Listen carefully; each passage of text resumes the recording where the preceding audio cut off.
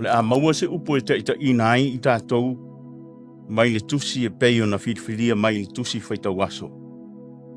O le tusi mai le whenga in fau, Mataio e tolu, au o filifilia le foi upo e sifuru mo le lima, o loo iai le foi tau e faapea. Wa tali atu Iesu wa faapea atu I ante ia. Tuku mai nei pe ia. A wae faapea o na tatau ia te ila tou. O na faataunuuina o mea tonu uma. O na tuku mai lea ia te ia. A ua tali atu Iesu wa faapea atu ia te ia. Tuku mai nei pe ia. A wae faapea o na tatau ia te ila tou. O na faataunuuina o mea tonu uma. O na tuku mai ei lea ia te ia. But Jesus said, it shall be done, for we must carry out all that God requires. So John agreed to baptize him. E tu sai ma le whaasolonga o Manatu Autu vai aso te tasi I le tusi whaitau aso. O le asa sāla le nei, se I o atu I le whaipungo le nei vai aso. O loo ta ina ai I tatou I le Manatu Autu e faapea. A mata le ngā luenga a mata keriso. A mata le ngā luenga a mata keriso. Ma o tusi whaitau ma fo'i o le nei vai aso. O loo au ma whaatatau lava I le ngā luenga whaamisiona a Iesu. Ma lo I tau o lana ngā luenga. Ai o loo tofu lava fo'i aso te tasi. Ma Manatu Autu. O le Manatu Autu la o le nei aso sa. E faapea lo na faaupuina. O se TAIMI MANINO. A moment of clarity. O le tala atoa e peo na sa tatou faitauina. E tu sa ai ma le faamaumaunga Mataio le Matau pe tolu. E mawhai o na ou faaupuina e faapea. O tā pena penanga mo le ngā luenga tā lai a Iesu. Or a preparations for Jesus' ministry. Ai o le fesili e ta tala ai le mataupu whaalau e tele. O ai o loo whaafea ngai ma le tāpene ina o le ngā luenga whaatalai e Keriso.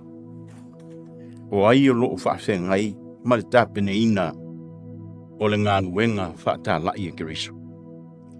O le tali o mawhaiona whaailoa mai le mataupu ato e tolu e tusa ai ma le moli mau o Mataio. O Ioane le papatiso. Na ia whaalau le ina le ala mo le Mesia. It was John the Baptist who prepares the way for the Messiah. O loo manino le lei lauga I le moli mau o Mataio e tolu a o lua I foi upo e tolu. O loo whaapea mai. Ona po ia na sau ai Ioane le papatiso. Ua talai atu I le vao I uteia. Ua whaapea atu. I nā salamo ia o utou. A wā ua lata mai le mālo le langi. A wā o ia lava le nei na ou whai ai, na ou whai atu ai. A wā o ia lava le nei na whai mai ai le perofeta o Isaia ua whaapea mai. O le leo o le ua alanga I le vao. I nā teu ia o utou le ala o le di. Ia whaalau le leo na ala. O loo tā ua le ingoa o le perofeta o Isaia. O ia lea sa ia valo ia ina. Le tāpena ina e Ioane le papatiso le ngā luenga whaalau le le ala. Mo le ngā luenga tā lai a Iesu. I le tila mo I fitu sa lau sa fulurua a o le I whanau mai le Mesia. Na alanga I Isaia ia Israelu ma whapea atu. Peo na sa tātou whaitauina I le Isaia e whaasefu. I outou whaamawhana whana. I nā whaamawhana whana atu ia outou I loo nu. Wheta laima iai lo outou atua. I outou whaamatala loto I a Ierusalema. Ma outou ala langa I ate ia. Ua I uona polo na tinga. Ua tau ia la nā mio le tonu. A wā ua na maua whaalua mai le lima o le lii le taui. ona o ana ang sala. O le leo o le ua alanga i le vao, i nā teu ia o tau le ala o le li. I o tau whaalau le leia le ala tele i le vao, lafu a. Mongolo tātou o tua. Le evangelia Mataio i aile tali tanunga na tu sia e se vai tau o le centuri e tolu se fulu pi o atu le tolu se fulu ma le tolu. O lo nauinga ua lata i le fitu se lau wha se fulu ma ona tupu tau sanga ai whato a fulfill ma faataunuuina le valo anga i seia. E o ane le papatiso ai meise o le papatiso ina o Iesu i le vai tafe o Yoritana. Ma ua tātou mauti noa i fwoi. O le ngā luenga tā lai e Iesu na faatinuuina lava. A o tala waulo na soifuanga. Ia o manatu ai fwoi. Ua lava na ia whaamatalanga. E tatau i a Ioane le papatiso ma le perfeto i seia. A se i tātou toi wha ngā solo atu le tātou matua o filifilia. A maise o le Manatu Autu o le aso o wha upuina. O se TAIMI o le MANINO, a moment of clarity. Manatu foi o tātou manama lava i le winga o le upu MANINO. O loo whaasamo ina ai i le tusi whaita waso le upu peritania clarity. O te manatu fo, o loo tala whianga i le lei lava. A wā ala o whaonga ina i nisi vision pa peritania le upu clear. It means easy to see through, or easy to understand, or remove an unwanted things. Ai o le clarity, o loo faatau i lona winga faapitoa, o le clearness, manino. Ia ai manatu, o le alea whaina lea. Ai o nisi o upu sa moa e winga faatasi ma le upu manino, pe a whaamatalaina.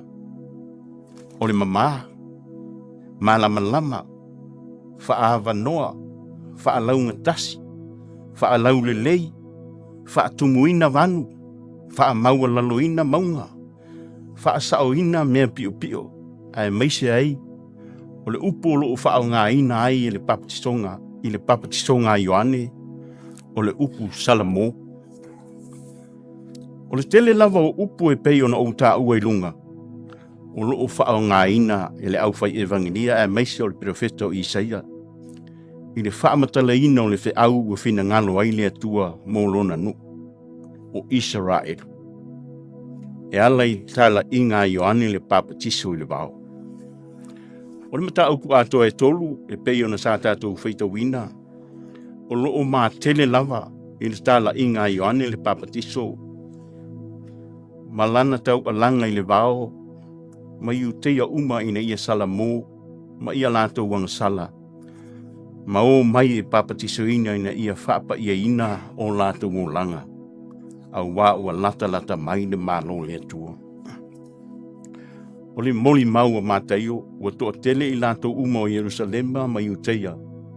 Ua lato utalia, ma papatiso ina. Ai o le mea watu. Ua whilongia ai fo'i ma le au farisaio ma le au satukaio. O tangata whaaleanga mea. E le tali tonu ma le mautinoa po o whea tonu le mea e tutu ai. O lo ta ua le evangelia i Ioane, nisi o i lātou nei na o ane matu fasili ia Ioane. A o whaia lana papatisonga.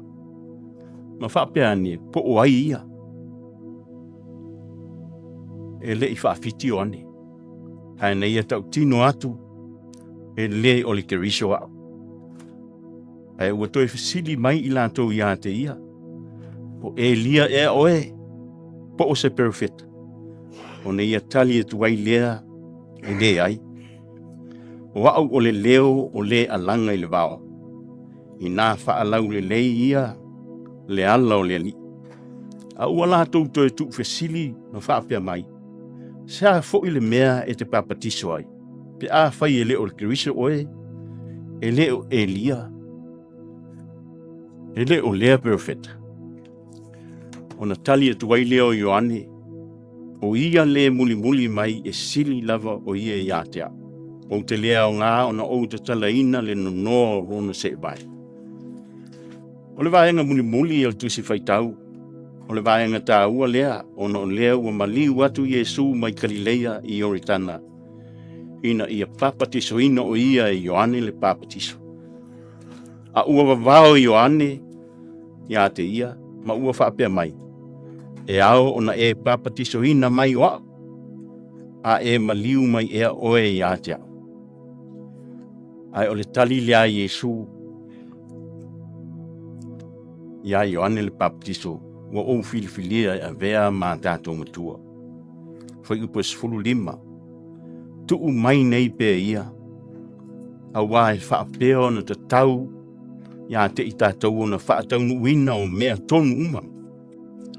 It should be done, for we must carry out all that God requires. Tali tonu le manatu o mea tonu uma ia e tusa ma le finangalo le atua. Ua faataunuuina ma le manino e Ioane le papatiso mai Iesu le Mesia valo ia. O le winga tonu le nā o le valo anga i sei e fasefulu e peo na sa tatou whitawina. Ia outou whaamawhanawhana ina. I nā whaamawhanawhana atu ia outou i lo uno. Ia outou whaamatala loto ia Jerusalema ma outou ala langa ia te ia. Ua i ua na polo na tinga. Ua tau ia lana mio le tonu. I le whai upo i 5 o loo faapea mai. O na faalia mai ai lea o le pupula o le ali. E wa aia lava e tangata uma faatasi. A wau fetalai mai ai le fofonga o le ali. O le vaenga lea o le valoanga i seia lea na faataunuuina i le TAIMI na mae ai o na papatiso Iesu. Whaipu sfulu ono ma le whaipu sfulu fitu. Ua papatiso ina Iesu o na maliwa e loa leo o ia na i le vai whaautafo. Ua whaavanoa le langi i a te ia.